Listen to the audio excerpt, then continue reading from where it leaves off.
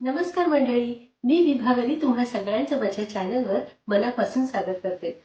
कसे आहात तुम्ही सगळे? तुम्हा सगळ्यांना कृष्ण जन्माष्टमीच्या हार्दिक शुभेच्छा.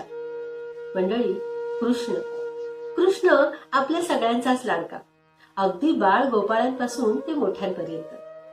अशा या कृष्णासाठी कवयित्री पद्मा गोळे यांनी लिहिलेली एक कविता आज आपल्यासमोर सादर करते.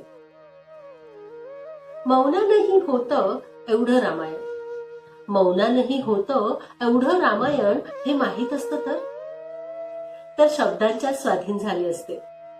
पण शब्दांनीच नेली असती मिरवणूक भलत्याच दिशेला. शब्द शब्द म्हणजे अंध कौरव, शब्द म्हणजे अंध कौरव. ओठात एक, पोटात भलतच.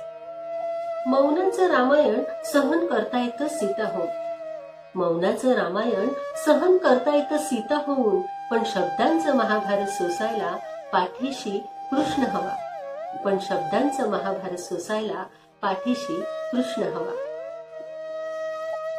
तर मंडळी, तुम्हाला हा व्हिडिओ आवडला असेल तर नक्की लाईक करा, शेअर करा आणि चॅनलला सबस्क्राईब करायला अजिबात विसरू नका. मी तुमच्या कमेंट्सची आतुरतेने वाट पाहत असते, तेव्हा कमेंट करायला देखील विसरू नका. पुन्हा भेटू एका नवीन व्हिडिओ सोबत. तोपर्यंत नमस्कार.